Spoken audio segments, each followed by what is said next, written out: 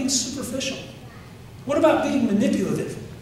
Is that, I mean, where's the line there? Because again, the ones God gave us are clear. No coveting? Okay, got that one. I'm not going to covet. I'm not going to covet my neighbor's house or his car. But what about self-centeredness?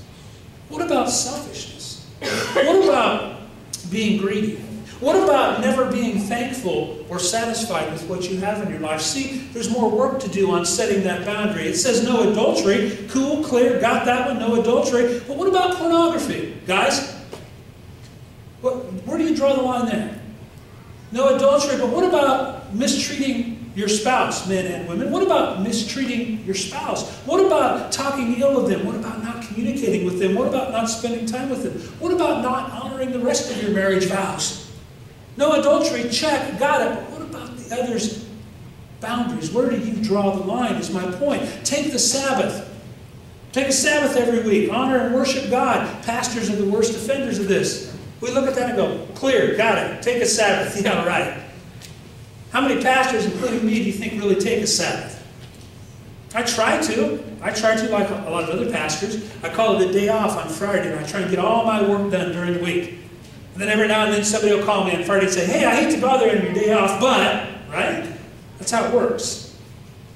So, you know, we could have a whole conversation about Sabbath and get real about it, because I think this is another one that we, including me, give lip service to and say, yeah, I can follow that. Clear boundary. Take a Sabbath, unless I want to do something else.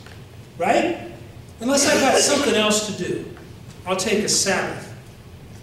But what about, you know, if you talk about Sabbath, what an hour? 2 hours? Because you got to find a place to park, do your hair, and get here, right? Is that a Sabbath? No, it's a whole day. A whole day giving attention to God. A whole day giving attention to God. Could you imagine that? But what about the other lines? What about coming to worship in God's house with your heart full of anger? Are you honoring? Or is that a boundary? Where do you draw the line? Is that okay? To come into God's house and to sit full of arrogance. Or to sit full of lust. You know, that happens. You know, we're human beings. People come in here, you know, guys and girls, check out other people, right? Is that right? Is that honoring God and honoring the Sabbath? To come in and have your heart full of something ungodly? See, draw the lines, man. That's what I'm talking about. We don't worship idols. We go, well, check, I don't worship idols. I don't have any little statues or golden cows in my house, really. What about your checkbook? What about where you spend your money? What if money is your really only means of security? Are you still honoring? Have you drawn the line there? What if your job or your hobby or your house or any other thing, like the opening video at the very beginning about what are your gods, what if those really become your sense of security and fulfillment? Have you really drawn the line? See, our boundaries, folks, our boundaries matter. Our rules and codes of behavior matter because they define us. Our boundaries define who we are and what we do and what we say and what we think and how we spend our time and how we spend our money. They matter.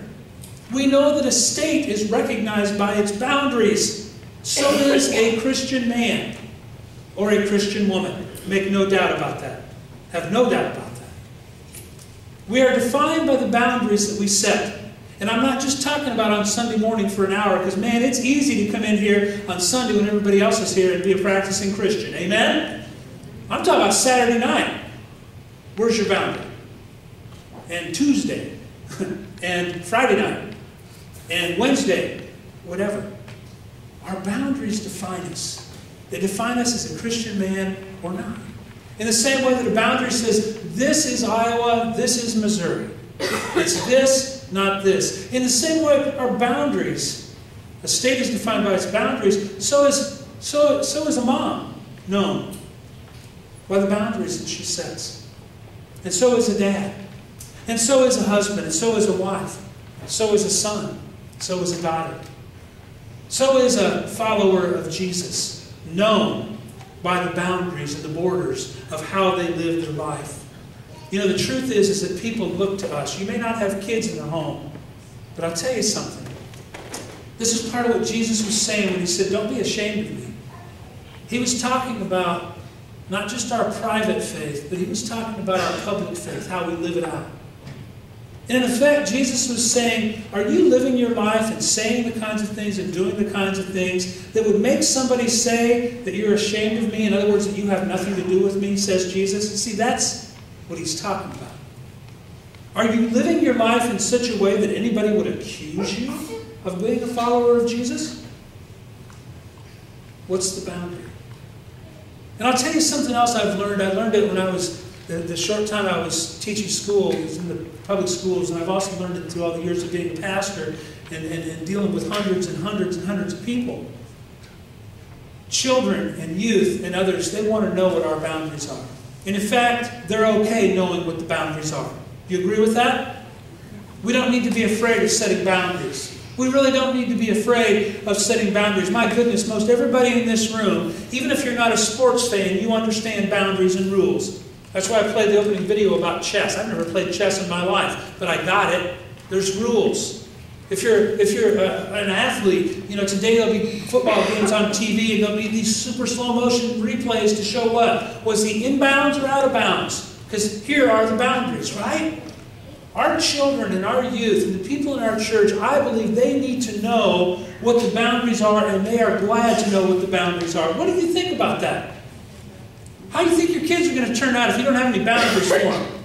Really? Is anybody going to parent like that? What do you think, Angela? Just tell the boys, have at it. There's a case of Mountain Dew and some crackers, boys. The Wii game's in the basement. Have fun. We don't parent like that. We don't parent like that. Jesus said, don't be ashamed of me. Don't be apologetic for me. And I say as a leader of this church that we need to be unashamed and unapologetic about having clear boundaries that distinguish us from unbelievers and non-Christians. That's what I'm talking about. And in fact, we've got 10 of them to secure our borders, but I don't think it's that complicated. In fact, what I send us out of here today with is something that I think is really simple. You want to know some borders, some boundaries? How about this one? To secure your borders, how about this? Put this in your life. Love God. Think about what you do and what you say, where you spend your time and where you spend your money. Is it related to that? Or is that boundary absent? You know? Is that boundary absent? But it's simple. Jesus summed it all up and said, love God and love others. You know, there's the question. What you're doing, what you're saying, how you're acting. Really, does it relate to loving others? Or is it about you? And then, of course, the bottom boundary. Serve the world.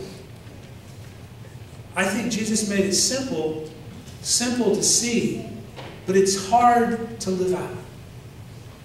Our boundaries matter.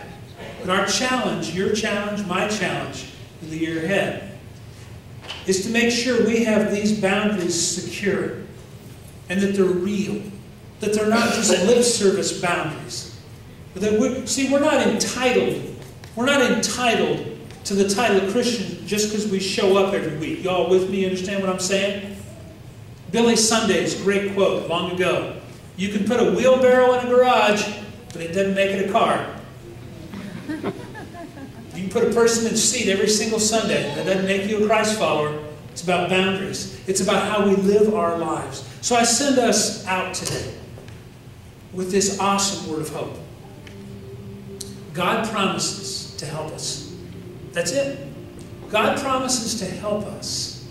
To help us secure our boundaries. God has promised to help us strengthen the way that we want to live. The way that we want to show our children to live and our spouse to live. Our families. God promises to help us. So wherever you're at and whatever's going on in your life right now, listen. This week, pray to our holy, awesome God for help in defining and living within boundaries, your boundaries. Ask for help. Let's start right now.